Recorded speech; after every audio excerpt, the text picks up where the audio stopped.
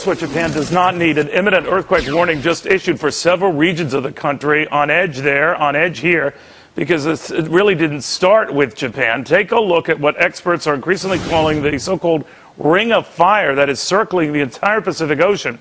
Do you remember Chile's massive earthquake about a year ago? Then we had that big one in New Zealand just last month. Then, of course, Japan. And if this clockwise trend continues, my next guest says North America looks to be on tap next. Don't laugh. Geologist Jim Birkeland is worried, and when he worries, you should worry too. Jim accurately predicted, get this, the 1989 so-called World Series earthquake 4 days before it shook the San Francisco Bay Area. And Jim says this month is of particular concern. Why, Jim? The month of October, March, and April are the three most devastating earthquakes in terms of damage in the San Francisco Bay Area in history. And we're happening on the 19th of this month, not only the full moon, but within an hour, the closest approach to the moon until the year 2016. And the next day is the equinoctial tide. So you're bringing together three of the maximum tide-raising forces. And we know about the ocean tides, but there's also an earth tide, and there's a tide in the groundwater. And all of these help to release sudden built-up strain and cause earthquakes. All right, but that would seem to imply that we could be looking at a very imminent event in the United States within the next week or two. Is that right? Yes, what I call a seismic window. This top seismic window in years is developing between the 19th and 26th of this month. And this was 7.0 monster, and it says geologists had warned about it. And a week earlier, they were talking about the tides, not to worry about the really high tides coming up. Well, I think there's worry here too. All right, so let me just understand. You're a genius. I'm not, so I just want to follow your fine brain on this. Not a genius. What you're saying is that there is a certain order to this, even though it doesn't appear like it. For a lot of folks, it just seems like random events. But you're saying that there is a process unfolding here. For California, or California, Oregon, or whatever, what would that mean? What type of quake or disturbance or disruption would that be?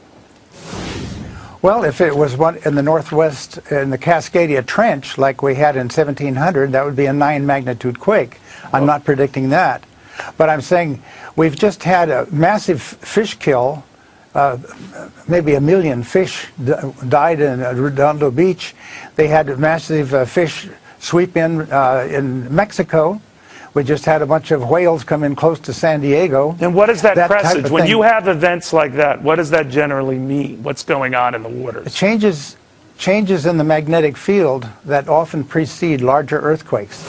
Most animals have the mineral magnetite in their bodies, including people, but it causes homing pigeons to enable them to get home. Just before big quakes, they often can't get home. There's a delay factor. And so we look for those kinds of things. Just before the World Series quake, there was a very unusual beaching of rare beaked whales in the ocean beach of San Francisco, and then just after that, a equally rare pygmy sperm whale washed up at Santa Cruz within about 5 miles of the epicenter of the World Series quake.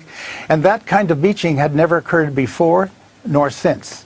So we're looking for strange fish coming from deep water into shallow water, wild animals coming into cities.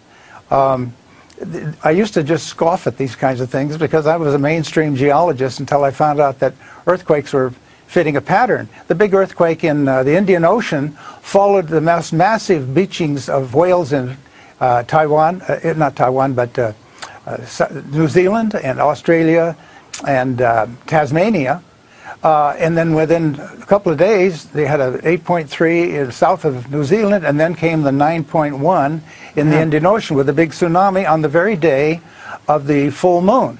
Wow. The previous big quake and tsunami was in Alaska, was the 9.2 magnitude event on the day of the full moon, on the 27th of March. All right, Jim, so bottom line, we have a lot to watch, and believe me, your track record compels us to watch it. Jim, thank you very much. I hope you're wrong, buddy. I really hope you're wrong, but your record seems to... Well, especially at this time. Right. All right, buddy. The world history, and it's not good. All right, sir. Thank you very much. Jim Birkeland in San Francisco.